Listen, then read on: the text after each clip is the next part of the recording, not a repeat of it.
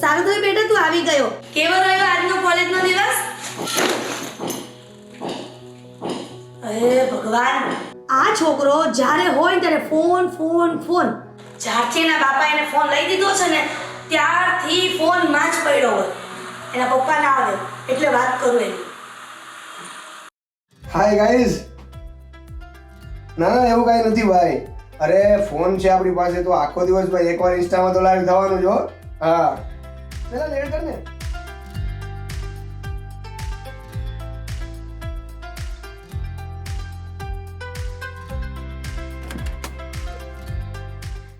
જો બેટા તારું જમવાનું બની ગયું છે. એક મિનિટ. હા મમ્મી હું થોડી વારમાં આવીને જમી લઈશ. હેલો જો લાઈવમાં પેલી વંદના આવી. બોલ બોલ લે એડ કર. હા હાય. હવે બેટા જલ્દી આવ જમવા. મેં તારા માટે મનપસંદનું ખાવાનું બનાવ્યું છે અને જો તું મોડું કરીશ ને તો ઠંડુ થઈ જશે. અરે હા મમ્મી મારું લાઈવ ચાલુ છે, ઇન્સ્ટા લાઈવ ચાલુ છે. તું જાવ હું થોડી વારમાં આવું છું જમવા. હું પહેલા આવી હતી ને તો પણ તું આવું જ કહેતો હતો અને અત્યારે પણ આવું જ કહે છે. શું છે યાર મમ્મી પણ તને ખબર તો છે હું લાઈવ હતો અને લાઈવમાં હું એકલો નથી હોતો. લાઈવમાં મારી સાથે મારા 400-500 ફ્રેન્ડ જોડાયેલા હોય છે. હવે એની સામે તું વારંવાર ખાવાનું ચાલ કરતી આવે તો મારી વેલ્યુ શું રહે એની સામે? અને મેં તને કહી દીધું તું કે હું થોડી વારમાં જમવા આવીશ તો હું મારા સમય જમી લઈશ. તારે જમવું હોય તું જા, તું એકલી જમી લે. અરે બેટા મને આ તારા લાઈવ બાઈવમાં કાંઈ ખબર ન પડે અને તારા મિત્રોની સામે મેં તને જમવાનું કીધું એમાં તારી વેલ્યુ ક્યાં જાય? તારા મિત્રોના મમ્મી જમવા નહીં બોલાવતા હોય? તને ખ્યાલ જ છે ને બેટા કે તું નાનો હતો ત્યારથી આપણે બધા સાથે જમવા બેસીએ છીએ. મમ્મી મને બધી ખબર જ છે કે આપણે સાથે જમવા બેસીએ પણ હવે સમય બદલાઈ ગયો છે. હવે હું નાનો નથી રહ્યો, હવે હું મોટો થઈ ગયો છું, કોલેજમાં આવી ગયો છું. અરે મારી પણ કંઈક અલગ દુનિયા છે યાર. મારા કેટલા મિત્રો છે એ બધું છોડ ને. તું છે ને જ્યારે હું ફોન ઘુમેડતો હોય ને મારી રૂમમાં તારે મારી રૂમમાં જ નહીં આવવાનું. મને મન ફાવે ત્યારે જમી લઈશ અને મન ફાવે ત્યારે સૂઈ જઈશ. તારે વચ્ચે ડક કરવા નહીં આવવાનું. મને છે ને આ હવે નથી ગમતું. બેટા કોલેજમાં તારા મિત્રો કોણ છે અને તારી કોલેજમાં આવા સંસ્કાર આપે છે? હું તારી માં છું, કોઈ પારકી નહીં. તારા માટે શું સારું અને શું ખરાબ એનો મને પૂરેપૂરો ખ્યાલ છે અને એટલા માટે જ કહું છું કે તું ફોન મૂકી દે. તમે જ લોકોએ મને ફોન લઈ દીધો છે ને હે? અને હવે મારે કામ છે તો તમે કહો ત્યારે મારે ફોન મૂકી દેવાનો.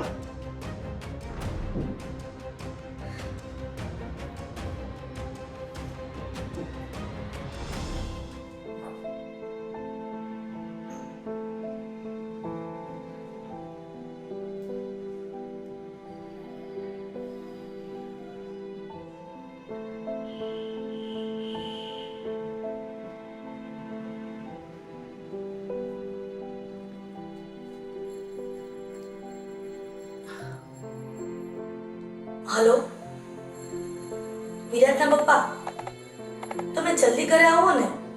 કેમ શું થયું? વિરાટની તબિયત તો સારી છે ને?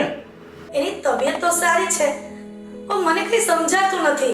અરે પણ શું સમજાય એમ બોલ ને. મેં થોડા દિવસથી તમારાથી એક વાત છુપાવી હતી પણ મને એવું લાગે છે કે તમને હવે વાત કહેવી જ પડશે. વિરાટની જ્યારથી કોલેજ ચાલુ થઈ છે ત્યારે તમે એને મોબાઈલ લઈ દીધો હતો ને? છોકરાને ફોનની જરૂર હતી એટલે લઈ દીધો. હું એમ ના નથી પાડતી, તમે એને મોબાઈલ લઈ દીધો એ ખૂબ સારી વાત કહેવાય પણ આપણો વિરાજ આખો દિવસ મોબાઈલમાં પડ્યો ને પાથરો રહે છે. આજે બપોરે જ્યારે એ કોલેજથી આવ્યો ને ત્યારે કાનમાં ઇયરફોન નાખીને કોઈના મિત્ર સાથે વાત કરતો હતો અને સીધો એ રૂમમાં જતો રહ્યો. જ્યારે મારી રસોઈ તૈયાર થઈ ગઈ અને એને જમવા બોલાવ્યો ને ત્યારે મને ગમે તેમ બોલવા લાગ્યો અને રાડો પાડતો હતો. મને તેવું લાગ્યું ત્યારે કે એ આપણો દીકરો જ નથી. તમે કંઈક કરો ને. ખરેખર આ આપણો વિરાજ મારા હાથમાંથી નીકળી ગયો છે. તું ચિંતા કર માં, તું શાંતિથી જમી લે. હું સાંજે ઓફિસેથી ઘરે આવું ને ત્યારે વાત. ઠીક છે.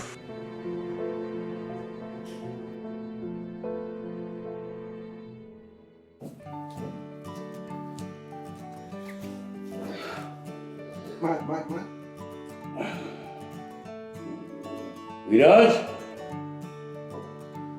વિરાજ તને સંભળાય છે કે નહીં?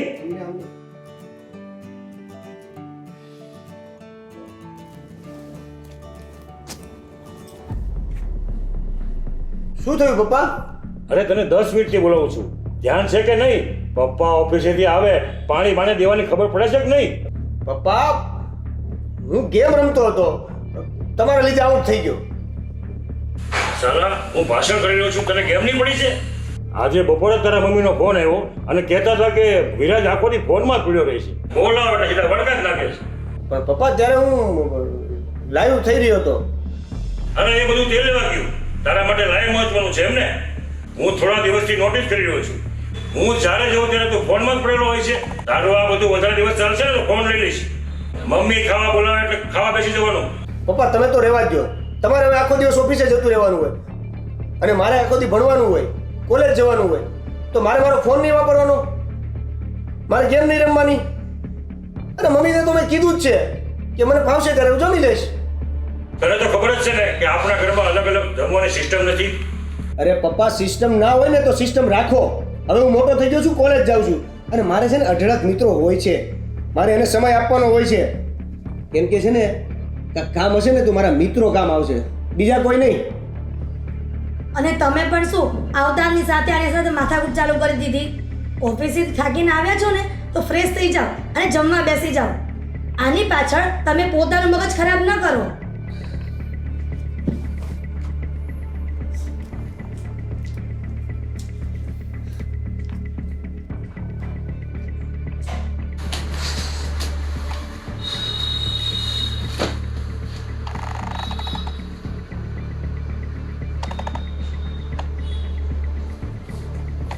વિરાજ તારો ફોન સાઈડ પર મૂકતો. અરે પપ્પા મારા ફ્રેન્ડ સાથે વાત કરું છું. તું કોલેજ તો જાય છે ને? તારું આવું બધું જોતા મને નથી લાગતું તો કોલેજ જતો હોય. પપ્પા એવું કઈ નથી, હું કોલેજે જાઉં છું, કઈ રખડવા નથી જતો. તું સામો જવાબ આપે છે. આ ફોન તને મેં મોજ મસ્તી માટે નથી આપ્યો. મને એમ થયું કે મારો દીકરો કોલેજે જાય છે.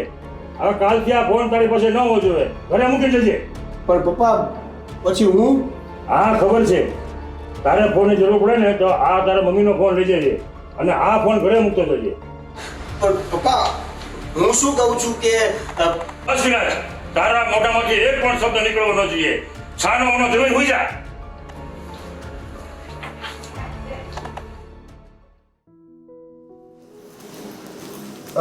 મમ્મી જય શ્રી કૃષ્ણ.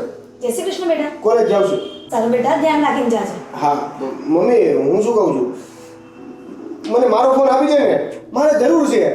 અરે કોલેજમાં બધા મારા મિત્રો સ્માર્ટફોન લઈને આવતા હશે અને હું આ ડબલું લઈને જઈશ તો કેવું લાગશે? બેટા, આ ફોન પણ તને સારો જ લાગશે. તારા પપ્પાએ તને સ્માર્ટફોન લઈ આપ્યો, એ તારા ઉપયોગ માટે જ લઈ આપ્યો ને, પણ તું એના વગર એક ક્ષણ પણ નથી રહી શકતો. અને આ ઇન્સ્ટાગ્રામના મિત્રો અને આ ફેસબુકના મિત્રો તને કોઈ કામ નથી આવવાનું. જ્યારે તારી તબિયત ખરાબ થશે ને ત્યારે આ તારી માં તારું ધ્યાન રાખશે, આ તારા પિતા તારી ચિંતા કરશે. ત્યારે આ ફેસબુક, આ ઇન્સ્ટાગ્રામના મિત્રો કોઈ કામ નહીં આવે. એને તું ઓનલાઈન પૂરતા સીમિત રાખ.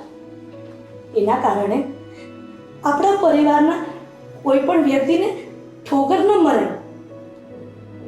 ખેર, હું તો તને આ કઈ કઈને ઠાકી ગઈ. સમયની વાત છે બેટા. સમય આવશે ને ત્યારે બધી જ ખબર પડી જશે. ઓકે મમ્મી, હું આ ફોનથી ચલાવી લઈશ. લો આનું શું કામ છે, રાખો.